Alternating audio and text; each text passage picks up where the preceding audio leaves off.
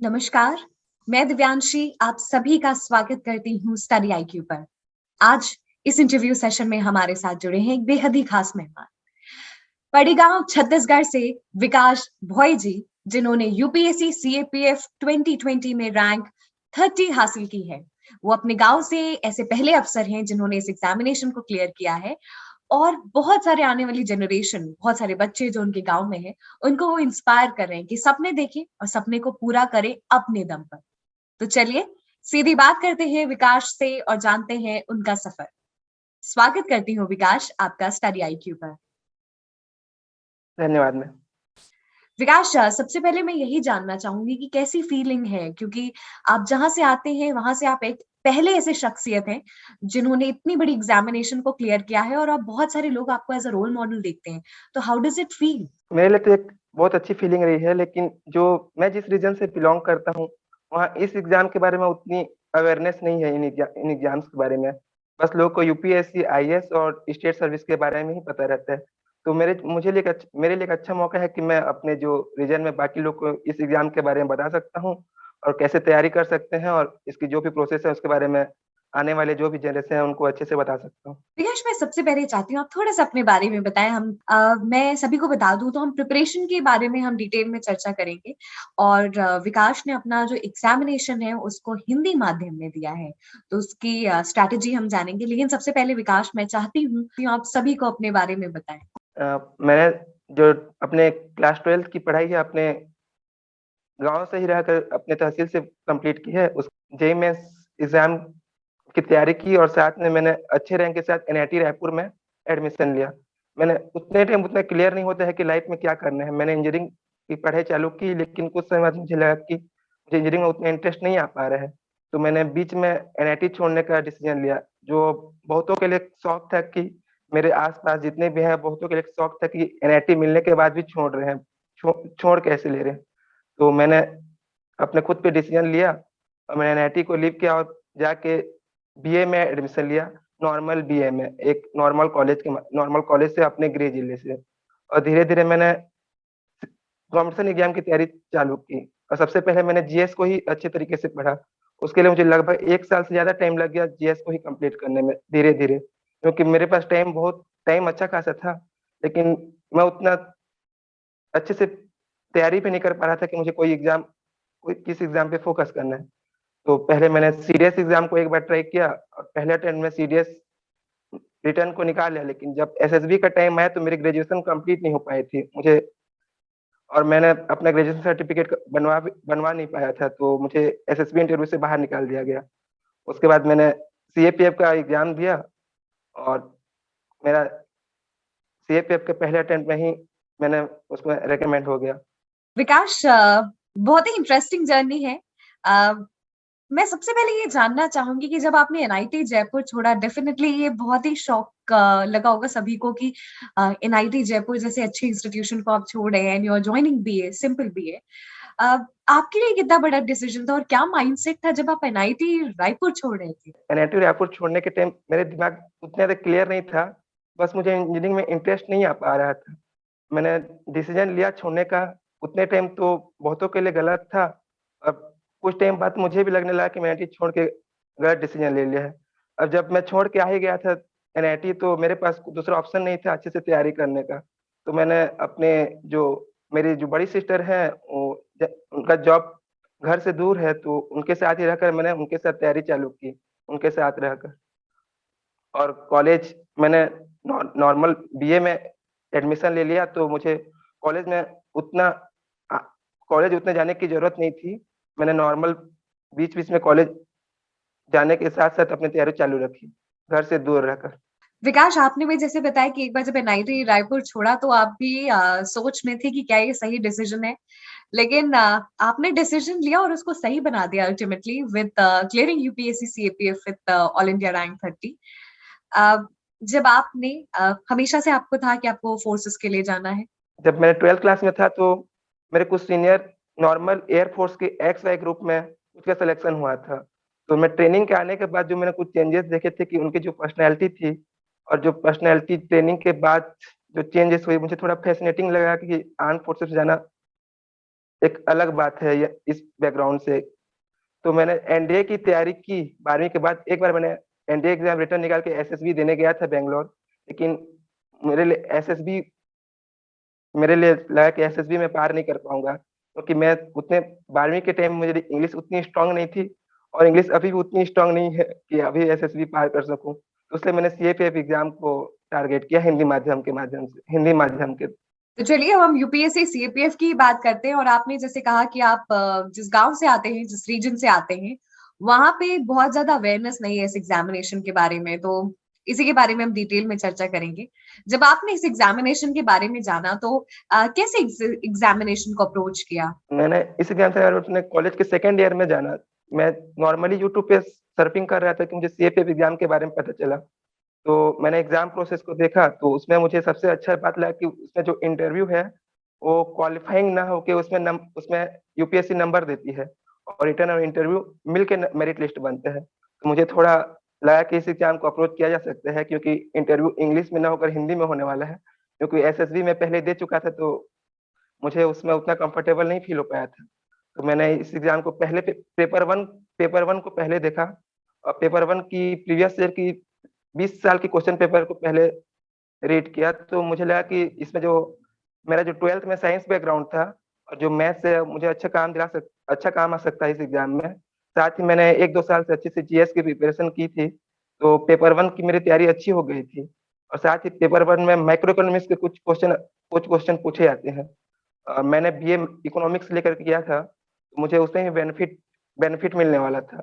लेकिन मुझे paper two के बारे में उतना आइडिया नहीं था, और मुझे उधर गाइडेंस भी नहीं मिल सकता था कि पेपर टू के बारे में, कि छत्तीसगढ़ में स्पेशली सीएपीएफ एग्जाम के बारे में कोई कोचिंग भी नहीं है, और कोई टेस्टेज भी यहाँ उपलब्ध नहीं हो पाती। तो मैंने पेपर टू के लिए कोई अलग से तैयारी नहीं की थी, ना ही कोई टेस्टेज ज्वाइन किया था। बस मैंने जो करंट अफेयर्स विजन है, ये current affair monthly current affair, उसी को पिछले 8-10 महीने के बस एक रफ पेजेस पे शॉर्ट नोट्स बनाए, और ग्रामर, आर्गुमेंट मैंने आर्गुमेंट, रिपोर्ट, प्रेसिस, इनकी कुछ प्रैक्टिस नहीं की थी। बस यूट्यूब के में जो भी उपलब्ध है, कैसे किस फॉर्मेट में लिखा जाता है, उन्हीं सबको पढ़ के बस मैंने एग्जाम को दिया था। मैंने ना पेपर वन की कोई टेस्ट ली थी, ना कोई पेपर टू की। बस जो पढ़ा था पहले, और मैंने जाकर अच्छे से एग्जाम को देने का सोचा। बस बाकी मेरा लक है कि मुझे पहले अटेम्प्ट में ही पेपर टू में भी ठीक ठाक नंबर मिल गए। अब मेरी गलती भी है कि मैंने कोई टेस्टेज ज्वाइन नहीं की थी। अब मैं तो बोलता हूँ कि लोगों को कि आप अच्छे से टेस्टेज ज्वाइन कीजिए। बाकी मेरे टाइम मुझे उतना अवेयरनेस नहीं था कि टेस्टेज ज्वाइन किया जा सकता है। विकास, यानी कि जो भी सब्जेक्ट्स थे वो कहीं ना कहीं आपने पढ़ा हुआ था, उसका बेस आपको क्लियर था, और पेपर में आपको वो काम आया। अब हम सिस्टमैटिकली चलते हैं, और जितने भी सेक्शंस को तैयार करना होता है एग्जामिनेशन में, पहले हम पेपर वन की बात करेंगे और फिर पेपर टू की। तो पेपर वन की सिस्टमैटिकली पढ़ाई आपने कैसे की? आपने कोई कोचिंग नहीं ज्वाइन की थी, कोई टेस्ट सीरीज नहीं ज्वाइन की थी, तो कैसे उसको अगर हम स्टेप बाय स्टेप जाने तो आपकी प्रिपरेशन क्या होगी? अ, और आप उन सारे बच्चों को इंस्पायर कर रहे हैं, उन सारे एस्पिरेंट्स को इंस्पायर कर रहे हैं, जहाँ पे बहुत रिसोर्सेज नहीं होता और उन्हें लगता है कि वो कोचिंग भी नहीं जा सकते हैं, और उनके लिए एक माध्यम है इंटरनेट। तो कैसे इंटरनेट का भरपूर यूज़ करना है, और आपने कैसे किया? मैंने अपनी जो भी पूरी कोचिंग है इंटरनेट के माध्यम से ही कंप्लीट की है। मैंने कोई ऑफलाइन कोचिंग अभी तक नहीं ली है। मैंने जो भी नॉर्मल बुक आते हैं, मैंने सबसे पहले एनसीईआरटी को पढ़ा है, और एनसीईआरटी को एक दो रीड कंप्लीट करने के बाद मैंने स्टैंडर्ड बुक की तरफ फॉलो किया, एम लक्ष्मीकांत, स्पेक्ट्रम। लेकिन मेरे बुक पढ़ने के बाद मुझे क्वेश्चन सॉल्व नहीं हो पा रहे थे उतने अच्छे से, तो मैंने यूट्यूब पे जितने भी अच्छे अच्छे लेक्चर हैं उनको देखना चालू किया। पेपर वन की तैयारी करने के लिए मैंने यू यूट्यूब के ही मैंने कोई ऑफलाइन कोचिंग ना लेके यूट्यूब का ही सहारा लिया। ज्योग्राफी, हिस्ट्री, पॉलिटी, इकोनॉमिक्स, जितने भी सब्जेक्ट हैं मैंने यूट्यूब के माध्यम से ही उन्हें तैयार किया। मैं बुक पढ़ने मुझे उतना पसंद नहीं है, क्योंकि मुझे बुक पढ़ना उतना पसंद नहीं आता है। तो मुझे जो लेक्चर है उन्हीं को दो तीन बार स्पीड जो स्पीड बढ़ाकर 2x 3x मैंने उसको कंप्लीट किया धीरे धीरे। और उसके बाद मैंने क्वेश्चन सॉल्व किया, प्रैक्टिस की, और वापस वीडियो और वापस जो स्टैंडर्ड बुक्स है उनको फॉलो किया। मैंने जो भी हिंदी माध्यम में जो भी स्टैंडर्ड मटेरियल उपलब्ध है, कोई भी कोचिंग संस्थान की, उनको फॉलो किया। साथ ही जो भी स्टैंडर्ड बुक हैं लक्ष्मीकांत, स्पेक्ट्रम, इनको फॉलो किया। और मैंने टेस्टिज के लिए भी जो टेलीग्राम पे फ्री ऑफ कॉस्ट उपलब्ध रहती हैं, जो टेस्टिज के पेपर, उनको फॉलो किया और प्रीवियस ईयर की। पेपर वन जो है वो ऑब्जेक्टिव इन नेचर होता है, तो कैसे पेपर वन की तैयारी करना है? पेपर टू की हम बात करेंगे, लेकिन पेपर वन में कैसे क्वेश्चंस को प्रैक्टिस करना है? आपने तो मॉक टेस्ट भी नहीं यूज किया था। पेपर वन के लिए जो एमसीक्यू बुक आती है मार्केट में, सारी सब्जेक्ट की एमसीक्यू बुक आती है, उनको लेने के बाद, उनको प्रैक्टिस करने के बाद बैक रिवीजन मारना ज्यादा आसान होता है, क्योंकि हम बिना क्वेश्चन के अगर रिवीजन करते हैं तो हमें उन टॉपिक पर ध्यान नहीं आता जो वीक है और जिनसे क्वेश्चन हमारा बन नहीं पा रहा होता है। तो एक बार क्वेश्चन सॉल्व करने के बाद रिवीजन करने से जिन टॉपिक पे पकड़ ठीक नहीं हो पाती, उन्हें मजबूत करने में आसानी होती है। तो मैंने जब भी रिवीजन करने का सोचा, उससे पहले सारे सब्जेक्ट की एक बार जो भी एमसीक्यू बुक है या जो भी टेस्टेज जो फ्री ऑफ कॉस्ट उपलब्ध है, उनसे सॉल्व किया, उसके बाद मैंने रिवीजन किया। तो मुझे इससे सब्जेक्ट पे पकड़ मजबूत होती गई धीरे धीरे, जो मुझे पेपर वन में अच्छा स्कोर दिलाने में मदद किया। विकास, ये तो बात हो गई पेपर वन की। किन बारीकियों को ध्यान रखना है पेपर वन के लिए? क्योंकि एक थोड़ा सा डिलेमा होता है जो स्टूडेंट्स हैं जो कोचिंग नहीं लेते हैं, कि शायद वो कहीं पीछे ना रह जाए। आपने इस एग्जामिनेशन को पहले अटेम्प्ट में क्लियर किया है, तो मैं बारीकियां समझना चाहती हूँ। पेपर वन में जो साइंस का जो पोर्शन है, उसमें सबसे अधिक क्वेश्चन आते हैं। तो अगर किसी भी कैंडिडेट को सीए पे पेपर वन में अच्छा स्कोर करना है, तो उसे साइंस में पकड़ मजबूत करनी होगी, भले ही वो आर्ट का स्टूडेंट क्यों ना हो। मैंने भी बीए किया था, लेकिन मैंने 12th साइंस से कंप्लीट करने के लिए मुझे साइंस उतना मेरे लिए उतना हार्ड नहीं था। मैंने एनसीईआरटी को 6th 8th 9th 10th को पढ़ा, और जो मैंने स्कूल में जो बुक्स पढ़ी थी फिजिक्स केमिस्ट्री की, उनको फॉलो किया। और बायो के लिए मैंने 9th और 10th को ही कंप्लीट किया, और साथ में यूट्यूब में मैंने एनसीईआरटी के जो लेक्चर फ्री ऑफ कॉस्ट हैं, उनको बस धीरे धीरे उनको उनसे भी कंप्लीट किया। और पेपर वन में पॉलिटी का भी अच्छे खासे क्वेश्चन आते हैं, तो एम लक्ष्मीकांत बुक और क्वेश्चन से पॉलिटी कंप्लीट हो जाती है अच्छे से। और फिजिकल ज्योग्राफी, मैपिंग, इन सब के लिए भी बुक्स और यूट्यूब में जो भी फ्री ऑफ कॉस्ट उपलब्ध है, उनसे अच्छे से तैयारी हो जाती है। और एक चीज है कि जो पेपर वन में कभी माइक्रो इकोनॉमिक्स के क्वेश्चन आते हैं, जो 5-7 क्वेश्चन आते हैं, उनको बहुत सारे कैंडिडेट्स उनको स्किप करके चले जाते हैं। तो मैंने एनसीईआरटी को गो थ्रू किया, क्योंकि ऊपर ऊपर जाने से भी उनसे क्वेश्चन बन जा रहे थे। तो माइक्रो इकोनॉमिक्स एक ऐसा टॉपिक है सीएपीएफ में, जो कभी कभार उनसे 5 से 10 क्वेश्चन तक आ जाते हैं। तो उस टॉपिक को भी कवर करना ठीक रहा मेरे लिए, क्यों उसमें बेनिफिट मिला मुझे, मैक्रो इकोनॉमिक्स का भी क्वेश्चन मेरे सॉल्व हो गए। अब हम पेपर टू पे आते हैं, मोस्ट इम्पोर्टेंटली, क्योंकि आपने हिंदी माध्यम से दिया था और आप प्रिपेयर्ड भी नहीं थे। आपने जैसे मेंशन किया कुछ टाइम पहले तक, this happen to you in the best possible way. तो कैसे तैयारी करनी है विकास? पेपर टू में जो निबंध, आर्गुमेंट, कॉम्प्रिहेंशन, जो ग्रामर आती हैं, उनके लिए ज्यादा तैयारी मैंने स्टार्ट नहीं की थी। बस जैसे एग्जाम नजदीक आया, मैंने प्रीवियस ईयर क्वेश्चन को देखा, और मैंने विजन एएस की जो मंथली मैगजीन आती है, उन्हीं को गो थ्रू किया पिछले 8-10 महीनों के। और मैं डेली एडिटोरियल बस यूट्यूब से माध्यम से ही सुनता था, जो द हिंदू के एडिटोरियल आते हैं। मैंने कभी न्यूज पेपर रीडिंग नहीं की, बस एडिटोरियल को ही सुनता था। और मैंने बस कुछ रफ नोट्स बनाए लास्ट 10 मंथ्स के। मैंने डेली फॉलो नहीं किया था करंट अफेयर्स को, उन्हीं से रफ नोट्स के माध्यम से जो मुझे अच्छे अच्छे पॉइंट मिले, उसी को ऐसे और आर्गुमेंट में मैंने कोट किया। मैंने कुछ स्पेशल न तो टेस्ट ज्वाइन किया था पेपर टू के लिए, ना उसके लिए कोई अलग से तैयारी नहीं की थी। जो ही मेरी बेसिक नॉलेज थी, उसी को फॉलो किया। आपने कोई टेस्ट सीरीज नहीं ज्वाइन की थी? जो भी इंफॉर्मेशन अक्वायर्ड था, पेपर टू सब्जेक्टिव होता है, कैसे इंफॉर्मेशन हमें प्रेजेंट करना है एग्जामिनेशन में? क्योंकि और ये स्पेशली बहुत इंपॉर्टेंट है जो भी हिंदी माध्यम से हैं, क्योंकि विकास ने अपना हिंदी माध्यम से पेपर टू लिखा था। हिंदी माध्यम के स्टूडेंट के लिए सबसे अच्छा है कि उन्हें पेपर वन हिंदी में होता है। तो मैं उनसे कहना चाहता हूँ कि पेपर वन में जितना अच्छा स्कोर हो सके उन्हें स्कोर करना चाहिए, और पेपर टू को इतना स्कोर करना चाहिए कि क्वालिफाइंग कम से कम हो जाए, और इतना तैयारी कर लेना चाहिए कि एवरेज नंबर कम से कम मिल जाए। मैंने भी वैसे सोच के एग्जाम को अपेयर किया था कि मैं पेपर वन में अच्छे से अच्छे स्कोर करूंगा, और पेपर टू में बस क्वालिफाई होने के बाद कुछ अच्छे लिख के एवरेज नंबर कम से कम पा लूं। पर मुझे मेरा जो भी मैंने पेपर 2 की तैयारी की कुछ समय के लिए, मुझे उसमें अच्छे नंबर प्राप्त हो गए, पेपर 2 में भी और पेपर 1 में भी अच्छे नंबर मिल गए।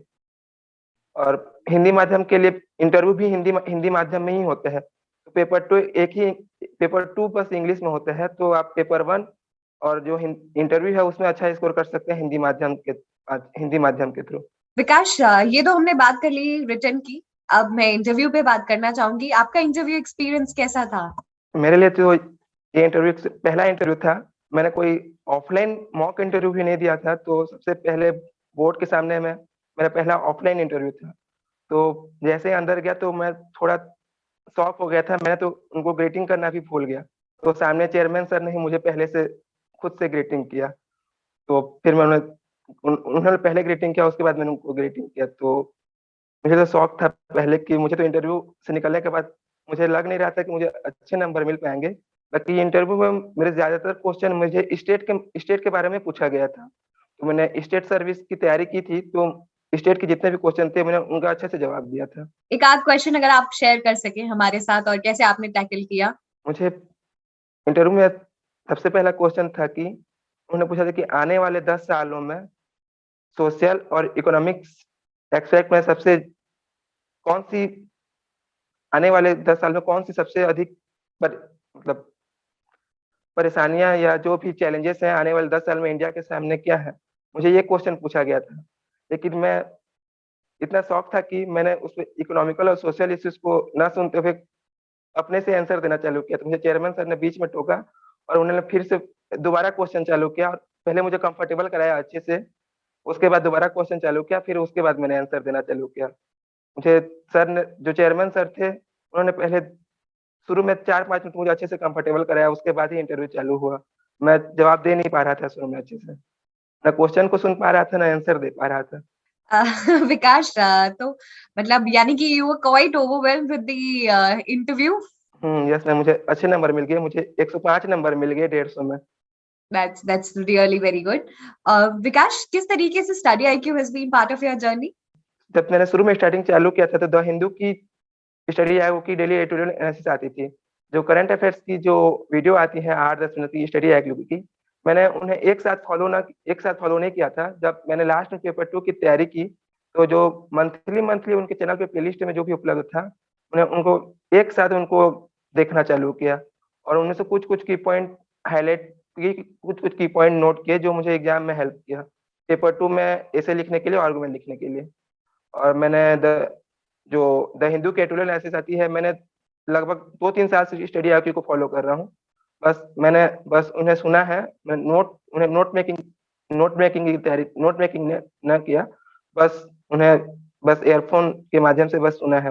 विकास, we are glad that we could be part of your success story, और पूरी टीम की तरफ से ढेर सारी शुभकामनाएं और धन्यवाद हमारे साथ जुड़ने के लिए और बहुत सारे लोगों को इंस्पायर करने के लिए कि आप कहीं पे भी हो, सोर्सेज अगर बहुत सारे अवेलेबल नहीं है, बट आपके सपने में जान होनी चाहिए और आप अपने सपने को पूरा करें। धन्यवाद विकास।